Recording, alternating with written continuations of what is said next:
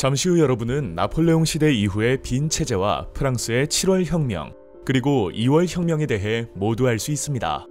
자, 그럼 로빈의 기록을 시작합니다.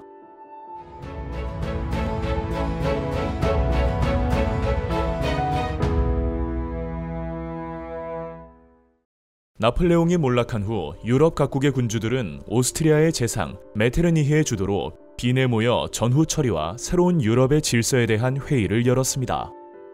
빈 회의에서는 정통성의 원칙에 따라 유럽 각국의 영토와 지배권을 프랑스 혁명 이전으로 되돌리고자 합의하였는데, 이는 프랑스 혁명의 이념 확산으로 인해 각국 군주의 지배권이 흔들릴 것을 우려하였기 때문이었습니다.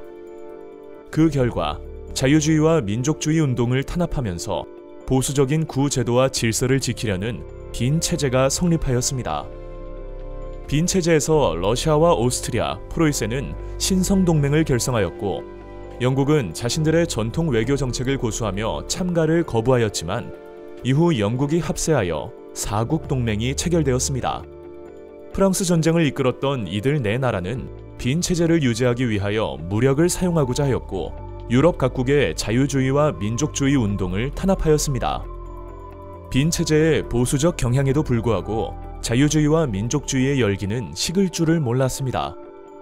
독일에서는 학생들이 결성한 부르셴샤프트가, 이탈리아에서는 비밀 결사로 조직된 카르보나리단이 자유주의와 민족주의 운동을 주도하였습니다.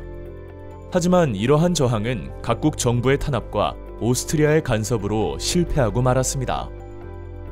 그리스에서는 오스만 제국의 지배에 저항하여 독립운동을 벌였습니다. 그리스는 오스만 제국의 세력이 약해지기를 바라던 러시아와 영국, 프랑스 등 열강의 지원과 유럽 전역의 친그리스 지식인들의 지지를 받아 1829년 독립을 쟁취하였습니다. 라틴 아메리카에서도 독립운동이 일어나 볼리바르, 산마르틴 등의 활약으로 각국이 독립하였습니다. 새로운 시장을 원한 영국은 이를 지원하였고, 미국은 먼로 선언을 통해 유럽과 아메리카 대륙 간의 간섭을 거부하는 상호 불간섭 원칙을 선언하여 독립에 유리한 환경을 조성하였습니다.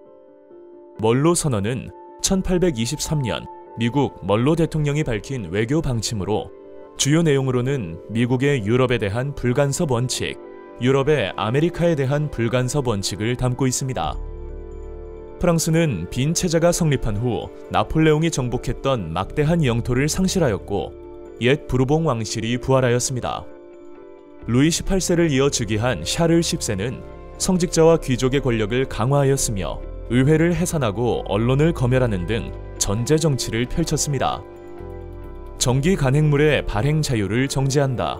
어떠한 신문, 정기 간행물, 준정기 간행물도 당국의 허가를 받지 않고는 발행할 수 없다.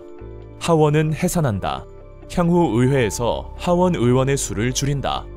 하원의 헌법 수정 권한을 철회한다. 선거권과 피선거권은 오로지 정해진 납세액에 따라 결정된다.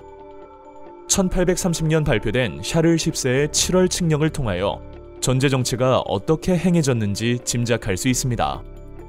이에 파리 시민들은 1830년 7월 자유주의를 요구하는 혁명을 일으켜 샤를 10세를 몰아내고 루이 필리프를 왕으로 추대하여 입헌 군주제를 수립하였습니다. 7월 혁명을 묘사한 들라크루아의 민중을 이끄는 자유의 여신을 보면, 가운데 여신은 자유를 상징하며 여신의 오른손에는 프랑스 혁명 정신을 상징하는 삼색기를, 왼손에는 총을 들고 민중을 이끄는 모습을 볼 수 있습니다. 7월 혁명은 주변 국가로 확산되어 벨기에의 독립과 유럽 각지의 자유주의 운동을 자극했습니다. 루이 필리프의 7월 왕정은 소수의 부유한 시민과 대지주가 부와 권력을 독점한 체제였으며 선거권도 제한적이었습니다. 결국 파리의 중하층 시민계급과 노동자들은 선거권 확대와 시민적 자유를 요구하며 2월 혁명을 일으켰습니다. 혁명의 결과 루이 필리프를 몰아내고 제2공화정을 수립하였습니다.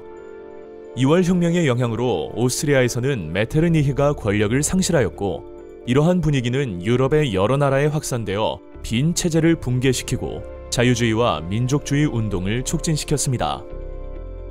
2월 혁명 이후 프랑스에서 실시된 선거에서는 나폴레옹의 조카인 루이 나폴레옹이 대통령에 당선되었고, 그가 곧 나폴레옹 3세로 황제에 즉위하였습니다. 그는 안으로는 경제 발전과 밖으로는 대외 팽창을 추구하며 독재 정치를 펼쳤습니다. 그러나 큰 성과를 보지 못하였고 프로이센과의 전쟁에서 패하여 제2제정은 붕괴되었습니다. 한편 프로이센 군대에 포위된 파리에서는 사회주의자와 노동자들이 파리 코민이라는 자치정부를 수립하였지만 프로이센에 협력하던 프랑스 임시정부는 제3공화정을 수립하고 파리 코민을 진압하였습니다. 이후 유럽의 역사는 어떻게 흘러갈까요? 저희는 영국의 자유주의 개혁으로 다시 찾아오겠습니다.